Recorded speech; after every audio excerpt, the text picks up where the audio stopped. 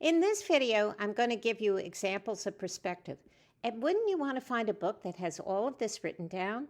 I know, it's Ellen's Guide to Perspective on Amazon. Which perspective is most appropriate for this table? Would you choose B or C?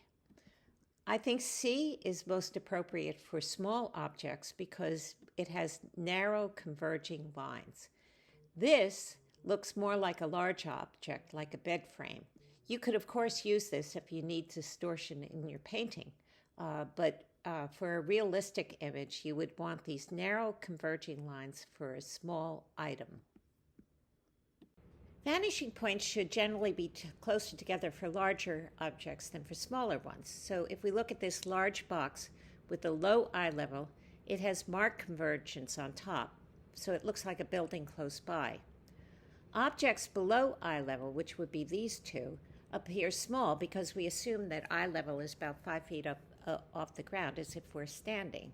And a medium-sized box like this one has eye level in the picture and some convergence, whereas a small box like this has a high eye level that's out of the picture and minimal convergence. Large boxes result in the most dramatic perspective because their converging lines widen the most. Small boxes appear flat regardless of their position.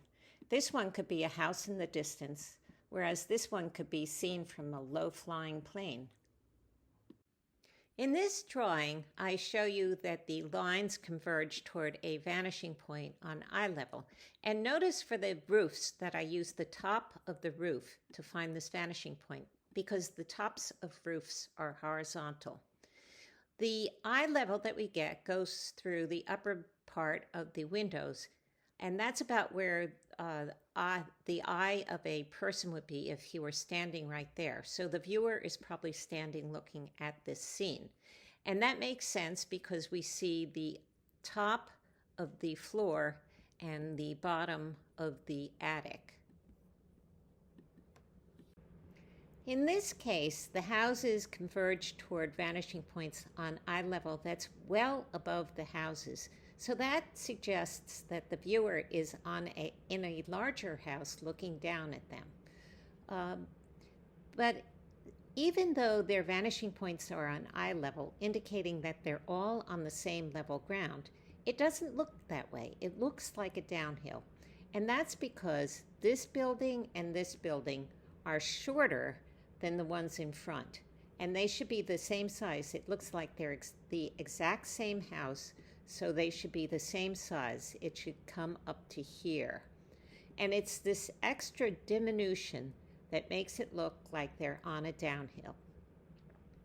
Now, for the pattern for the attic, I have the plan view right here, and I drew lines to the measuring line to find these traces that mark important points on the pattern. Then these converge toward a vanishing point on eye level in that direction, but when they run into the house, they go vertically up and across to become part of the pattern. And here is the final pattern in the attic floor. How would you find the windows on the side of this building? Well, set up a measuring line here and find the traces that correlate with the placement of the windows. Then repeat that pattern over here and draw a line from the end of the pattern through the end of the building to a vanishing point on eye level. Then we can draw a line to that vanishing point, and when it passes by this line converging toward the center of vision, we go vertically up, and that's one side of the windows. This is a more difficult problem. We want to insert 4 sets of these windows onto this trapezoid. So first we have to divide the trapezoid into 4 parts, and we do that by using the blue diagonal here to find the center and the 2 green diagonals to find the lines on both sides of the center. So now we have 4 parts in perspective. Now connect the trapezoid to the windows and then draw lines to the measuring point that are important parts on the window and draw converging lines on the trapezoid that would go to the same vanishing point as the trapezoid. Then draw X's in all the vertical divisions and find the points where the X's cross the windows at important points here and here. And for the trapezoid, we have dots here and here, and we draw vertical lines through those dots in order to find this final pattern. So here we have an elevation, meaning a flat view of the vase. And the picture plane is slanted, meaning that we're looking down at the vase. This is a bird's eye view. So draw some lines toward the picture plane so we can identify these traces on the picture plane. Then, from these traces, draw lines to the vase that we want to draw, and you can see that they identify both sides of each of these ellipses. This is three-point perspective of an inclined rock. So first we need to find the three vanishing points. The purple lines go to this vanishing point up here, the green lines go to the vanishing point down here, and the pink lines go to this vanishing point on eye level. Now, to find the center of vision, draw lines from each vanishing point perpendicular to the other side. So this purple line here is perpendicular to this side, and this green line here is perpendicular to this side. And they all meet at the center of vision, which is on eye level. And the center of vision here is nearly in the center of this triangle because this triangle is nearly equilateral.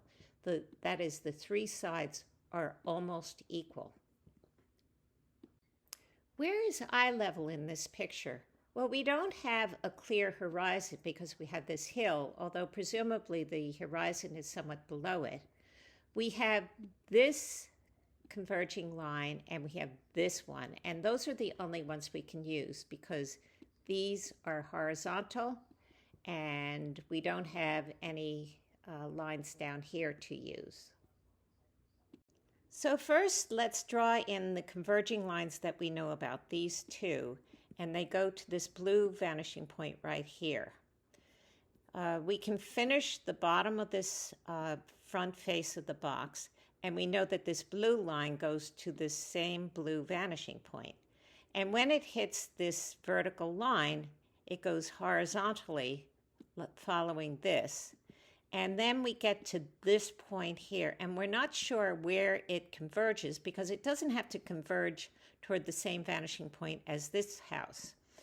The only clue we have is up here, the 2 points on the roof that go to this next vanishing point over here, the red one. So this line must also go to that vanishing point because it's part of the same structure, and then that gives us the bottom of the gable that also goes to this second vanishing point. So check out my book, and please remember to subscribe.